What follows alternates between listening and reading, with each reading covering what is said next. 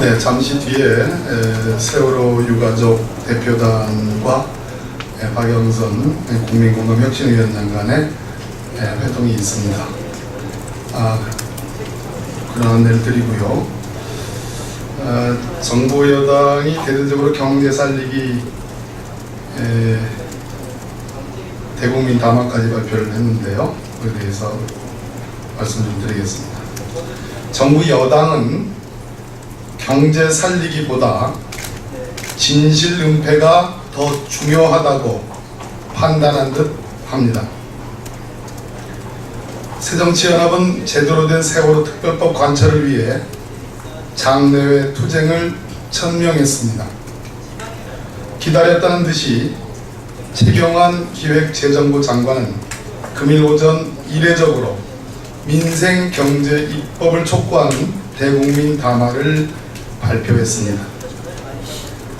새정치연합을 또다시 민생을 도외시하는 정당으로 몰아가기 위한 발목 잡기 프레임의 재현입니다. 그간 정부 여당은 경제 및 내수 침체의 이유로 세월호 참사를 지목해왔습니다. 그렇다면 해법은 간단합니다. 정부 여당이 세월호 참사로 인한 지금의 국면을 책임감 있고 진중하게 수습하면 될 일입니다. 하지만 지난 4월 16일 이후 자식을 잃은 유민 아빠가 곡기를 끊은 지 43일이 지나도록 정부 여당은 세월호 특별법 타결을 위한 의미 있는 결단을 하지 못하고 있습니다. 그러면서 사람을 살리는 법인 세월호 특별법은 뒷전에 두고 또다시 경제 민생 법안 우선 처리를 운운하며 여론을 호도하고 있습니다. 국민의 맥박은 아득히 희미해지고 있는데 경제 맥박을 살려야 한다며 본말이 전도된 언사를 서슴지 않고 있습니다. 경제 살리기 중요한 일입니다.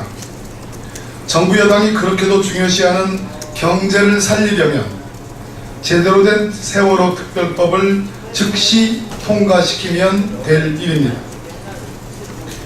경제를 살리는 일보다 진상을 규명하는 일이 뭐 그리 어려운 일입니까?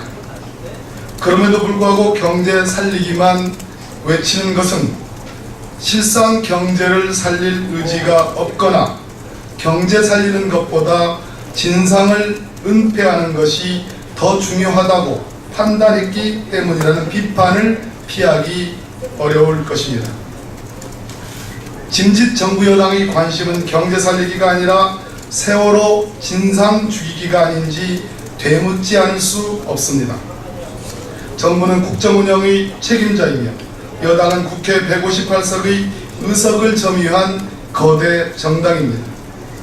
온전한 세월호 특별법의 통과만이 경제를 살리고 정치를 살리고 민생을 살리며 대한민국을 살릴 수 있는 첩경임을 다시 한번 상기시켜드립니다. 심재철 새누리당 의원께서 일관되기는 하나 실수를 하신 듯합니다. 어제 심재철 의원께서 이곳 정론관에서 박영선 원내대표와 저 박범계 원내대변인 그리고 전해철 팀장, 재종길 안산시장의 실명을 가리키면서 요지는 본인이 전파했다고 하는 그 세월호 유족을 폄훼하는 그 카톡글은 본인이 광범위하게 유포한 것이 아님에도 불구하고 그렇게 유포한 듯이 말을 한 박영선 원내대표를 소위 셀프 징계를 해야 된다, 뭐 그런 취지로 비난을 하신 내용입니다. 그러나 실수를 하신 듯합니다. 그 해명 내지는 박영선 원내대표 또 저 박범계 원내대변인에 대한 비난까지는 좋으나 자백을 하신 것 같습니다.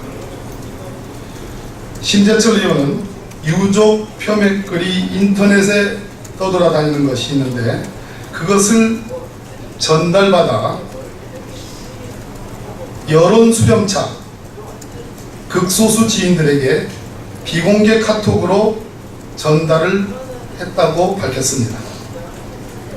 그러면 그 비공개 카톡으로 그 카톡 글을 전달받은 그분들이 전파할 가능성이 매우 높은 것 아니겠습니까?